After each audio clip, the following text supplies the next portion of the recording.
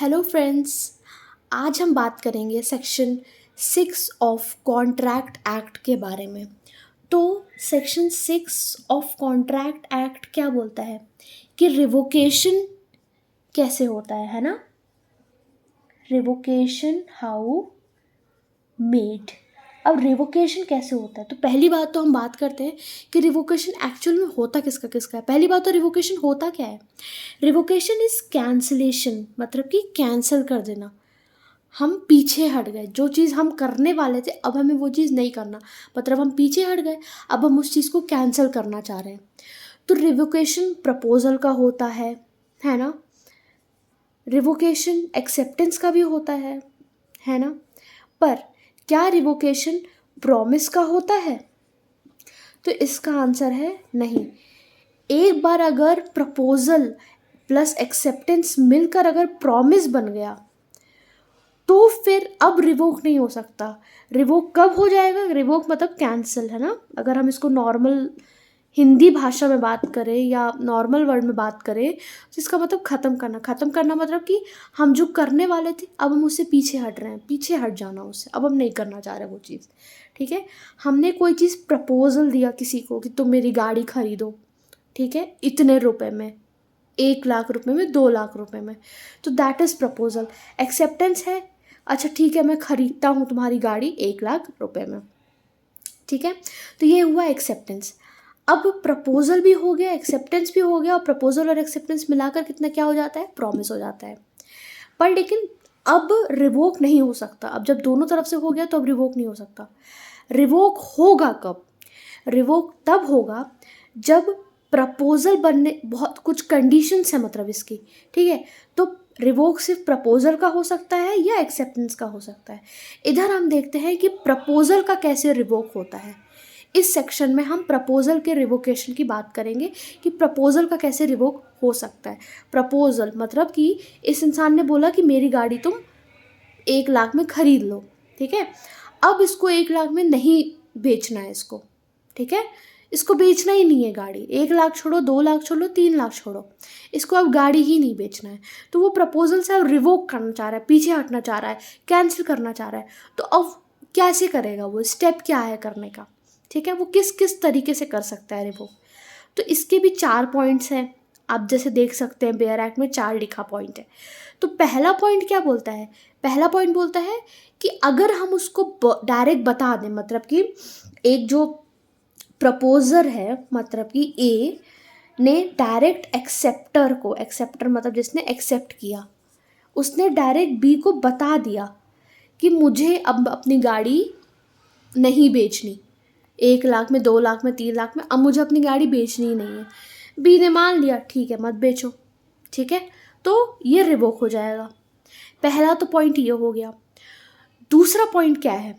दूसरा पॉइंट ये बोलता है कि एक प्रेस्क्राइब पीरियड, जो प्रेस्क्राइब पीरियड है, जो विहित समय है, ठीक है, जो लॉ के द्वारा, मतलब अगर हम बोले तो दिया गया है, ठीक है, एक टाइम दिया जाता है उसको एक्सेप्ट करने का, ठीक है। प्रेस्क्राइब पीरियड से अगर, मतलब प्रेस्क्राइब पीरियड तक या तो फिर उससे पहले ख़त्म, मतलब प्रेस्क्राइब पीरियड ख़त्म होने वाला है, ठीक है, लैप्स होने वाला है, ख़त्म होने वाला है उस समय, ठीक है, या तो फिर उसी समय, और या तो फिर अगर प्रेस्क्राइब पीरियड नहीं दिया है तो रीजनेबल टाइम के भीतर आप रिवोक कर सकते हो। मतलब ये जो ए है वो रिवोक कर सकता है, या तो प्रेस्क्राइब पीरियड के भीतर रिवोक करे अकॉर्डिंग टू द लॉ, जो समय दिया गया है वो उस हिसाब से वो रिवोक करे। अगर प्रेस्क्राइब पीरियड नहीं दिया गया है किसी चीज़ का तो रीजनेबल पीरियड में वो रिवोक करे, ठीक है। अब रीजनेबल पीरियड क्या होता है? मतलब टाइम जिसको हम कहते हैं रीजनेबल टाइम। रीजनेबल टाइम मतलब युक्त समय, मतलब कि एक सही समय। ये नहीं कि आप रात को 12 बजे उसके यहाँ पे जा रहे हो और बोल रहे हो कि अब मुझे नहीं बेचना। आपने आज सुबह 6 बजे बोला कि मुझे गाड़ी बेचना है, आज ही रात को आपने फिर 12 बजे बोल दिया कि अब मुझे नहीं बेचना, तो that is not reasonable time. रात को 12 बजे कोई रीजनेबल टाइम होता है क्या? नहीं ना। तो रीजनेबल टाइम में आपको रिवोक करना है प्रपोजल को अपने, ठीक है। ये होता है हमारा दूसरा पॉइंट कि रीजनेबल टाइम, या तो प्रेस्क्राइब टाइम में जो प्रेस्क्राइब किया गया है, दिया गया है, लिखा गया है, ठीक है, रिवोक करने का समय जो दिया गया वो, और या तो फिर रीजनेबल टाइम के विद इन में आप ख़त्म होने से पहले मतलब आप रिवोक करो। दूसरा ये है। तीसरा क्या है, तीसरा क्या बोलता है ना कि सपोज अगर हम बात करें कि सपोज सी क्या होता है ना कि सपोज प्रपोजर ने बोला, ए ने कहा कि मैं गाड़ी बेच रहा हूँ, ठीक है, सपोज कंडीशन होती है ना कि सपोज मैं गाड़ी बेच रहा हूँ, अब तुम गाड़ी में मुझे उसका पहले तुम लेटर दोगे, उस लेटर में वो लेटर टाइप नहीं होना चाहिए, लिखा हुआ होना चाहिए, या लिखा नहीं होना चाहिए, टाइप होना चाहिए। उसको तुम ब्लू पेन से एकदम डार्कली करके, मतलब एक कंडीशन उसने बताया है कि तुम ऐसे ऐसे करके एक्सेप्ट करोगे, मतलब ऐसे ही नहीं कि डायरेक्ट एक्सेप्ट कर रहे हो, नहीं, एक कंडीशन होगी एक्सेप्ट करने की भी। तो वो ए ने बी को बता दिया कि तुम ऐसे ऐसे एक्सेप्ट करोगे, कि तुम लेटर दोगे मुझे, पोस्ट ऑफिस से दोगे, नॉर्मल तरीके से नहीं दोगे, कुरियर से दे दोगे, मतलब ठीक है, किसी से भिजवाओगे नहीं, तुम खुद आओगे लेटर लेकर, तो दैट इज कंडीशन। तो प्रपोजर कंडीशन तो रख सकता है, ऑब्वियसली रख सकता है भाई, उसकी गाड़ी है, उसकी चीज़ है, तो वो तो रख ही सकता है कि तुम कैसे बेचो, क्या कैसे एक्सेप्ट करो, कैसे नहीं। तो अगर बी को एक्सेप्ट करना है, सपोज उसने लेटर अपना भेजा, तो वो बी ऐसा मतलब ए ऐसा बोल सकता है बी से कि तुम अपना ये जो एक्सेप्टेंस है, लेटर है जो तुम्हारा लेटर ऑफ एक्सेप्टेंस है, वो तुम इस तरह से भेजोगे कि टाइप करके नहीं भेजोगे, लिख कर भेजोगे, उसको राइट करके पूरा अपने हाथों से लिख कर भेजोगे, ठीक है, उसको टाइप करके नहीं भेजोगे। उसमें उस लेटर में कुछ कटा फिटी वाला कुछ नहीं होना चाहिए, ठीक है। जो कंडीशन अगर बी ने जो ए ने कंडीशन बताया जिस हिसाब से कि तुम इस तरह से एक्सेप्टेंस करोगे, ठीक है, अगर बी ने उस कंडीशन का पालन सही से नहीं किया, फेल हो गया उस कंडीशन को पालन करते हुए, नहीं किया उसने पालन, मतलब कि बी ने बोला था, ए ने कहा था बी से कि तुम टाइप करके देना, अब वो दे दिया लिख कर नहीं हो सकता, ठीक है। ए ने बोला था कि तुम पोस्ट ऑफिस से मुझे भेजना, बी ने उसको अपने हाथों भेज दिया या किसी और एक अपने नौकर या किसी के हाथों भिजवा दिया, तब नहीं होगा प्रपोजल या एक्सेप्टेंस। तो अगर सपोज बी फेल हो गया, ए के जो एक्सेप्टेंस की जो कंडीशंस थी उसको फुलफिल करने में अगर वो फेल हो गया, तो फिर जो प्रपोजल है वो रिवोक हो जाएगा। ये हमारा तीसरा पॉइंट बोलता है, ठीक है।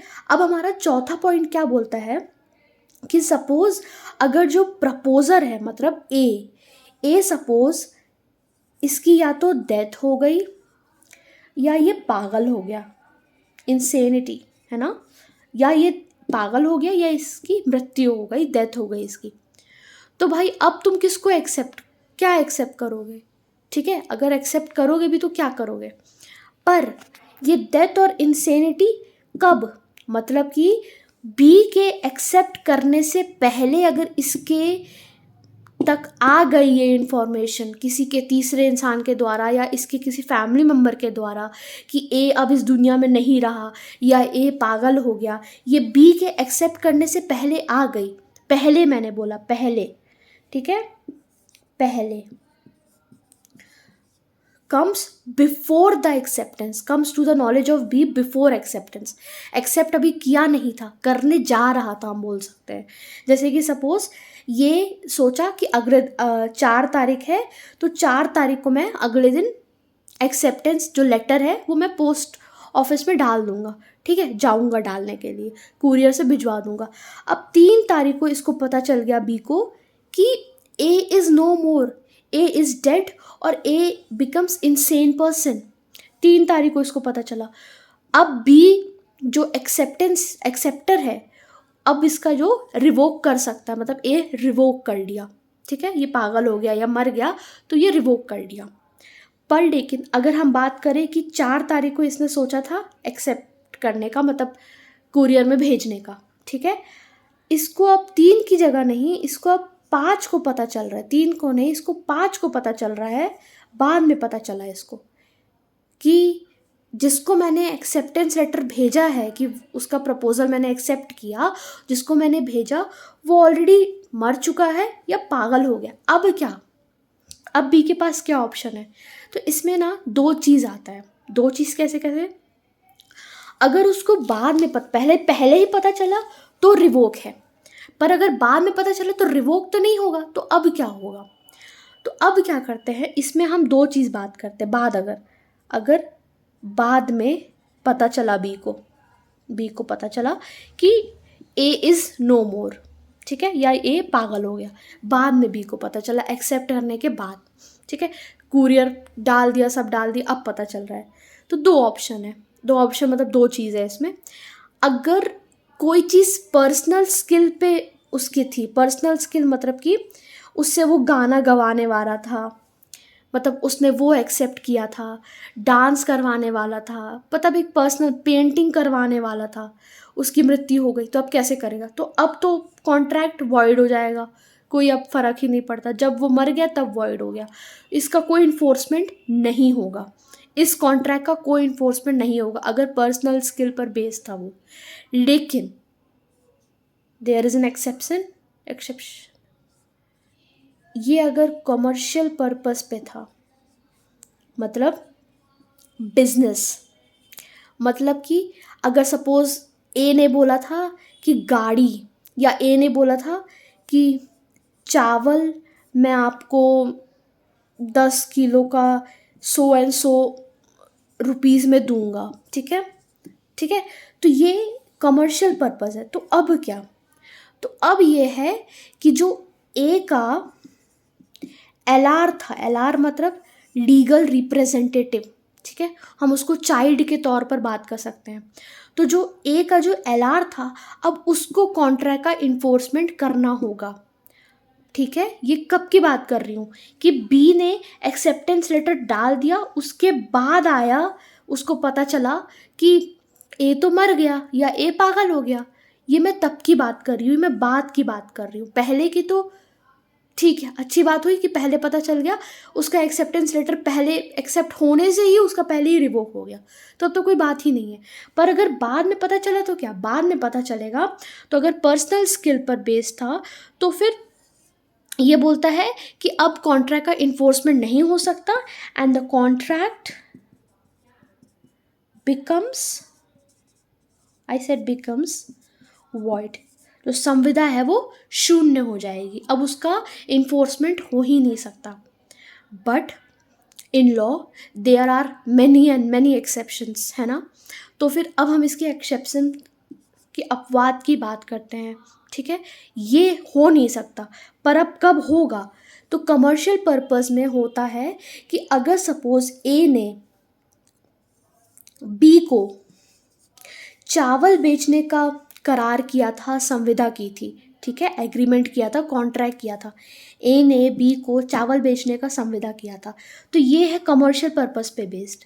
अब जो बी है ना, बी मतलब एक्सेप्टर, वो ए के एलआर से कॉन्ट्रैक्ट को इन्फोर्स करा सकता है, ठीक है, ए के एलआर से कॉन्ट्रैक्ट को इन्फोर्स करा सकता है। पर अगर कोई चीज़ पर्सनल स्किल पर बेस्ड है, पर्सनल स्किल मतलब अगर वो ड्राइवर था, टीचर था, या सिंगर था, डांसर था, पेंटर था, तो ये उसकी पर्सनल स्किल है, तो वो थोड़ी अब भी बोलेगा कि नहीं अब तुम अपने एलआर को बुलाओ, मतलब एलआर के पास जाएगा और कॉन्ट्रैक्ट इन्फोर्स कराएगा, तो अब तो कॉन्ट्रैक्ट इन्फोर्स ही नहीं हो सकता। दैट मीन्स इम्पॉसिबिलिटी का सिद्धांत उस पर लागू हो जाएगा, मतलब कॉन्ट्रैक्ट बिकम्स वॉइड, अब हो ही नहीं सकता कुछ, छोड़ दो, अब भूल जाए वो अपना एक्सेप्टेंस।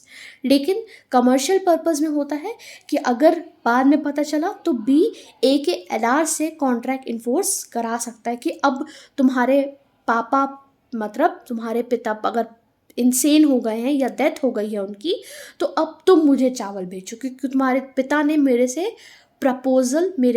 मैंने उनका जो प्रपोजल था वो एक्सेप्ट किया था, मैंने उनसे कॉन्ट्रैक्ट किया था, उन्होंने मेरे से भी कॉन्ट्रैक्ट किया था। तो बी एलआर से इन्फोर्स करा सकता है ए के एलआर से। तो देयर आर 4 पॉइंट्स जिससे प्रपोजल रिवोक किया जा सकता है, जो कि हमने अभी अभी पढ़ा। कौन कौन सा पढ़ा था? कम्युनिकेशन, या तो फिर दोनों के बीच में कम्युनिकेशन हो जाए, ठीक है, notice by communication of the notice कि अब मुझे नहीं बेचना, अपना कोई गाड़ी या कोई भी चीज़ नहीं बेच रहा, पहला तो ये। दूसरा ये कि रीजनेबल टाइम के भीतर वो रिवोक कर ले, प्रेस्क्राइब टाइम, या अगर प्रेस्क्राइब टाइम नहीं है तो रीजनेबल टाइम के भीतर वो रिवोक कर ले। कौन? ए रिवोक कर ले, ठीक है, ए इधर है ना हमारा प्रपोजल, तो ए रिवोक कर ले। तीसरा क्या है कि जो कंडीशन ए ने बताया कि तुम ऐसे ऐसे एक्सेप्ट करना मेरा प्रपोजल, तो बी ने उस तरह एक्सेप्ट नहीं किया, फेल हो गया उस तरह एक्सेप्ट करने में, ठीक है, उस तरह कंडीशन फुलफिल करने में वो फेल हो गया, तो रिवोक हो सकता है ऑब्वियसली प्रपोजल, ठीक है। प्रपोजल की हम इधर बात कर रहे हैं ना, हम इधर पे प्रपोजल की बात, प्रपोजल कैसे रिवोक होगा हम इसकी ये बात कर रहे हैं, ठीक है। फिर उसके बाद लास्ट है कि डेथ या इंसेनिटी। अगर जो प्रपोजर है, अच्छा एक्सेप्टेंस का डेथ या इंसेनिटी नहीं, प्रपोजर अगर एक ही डेथ या इंसेन हो गया तभी प्रपोजल रिवोक होगा, नहीं तो नहीं होगा, ठीक है। प्रपोजर अगर डेथ या इंसेन हो गया तो ही वो पर्सनल, फिर बात की बात आती है कि पर्सनल स्किल या कमर्शियल पर्पस के कौन सा कॉन्ट्रैक्ट था, तब उसके हिसाब से वो बात करेगा, ठीक है। तो that is all about section number 6 of contract act, जिसमें हमें रिवोकेशन कैसे होता है ये पता चलता है। तो आज के लिए इतना ही, अब हम मिलते हैं नेक्स्ट वीडियो में, तब तक के लिए अपना ध्यान रखें, stay happy and stay safe, thank you so much.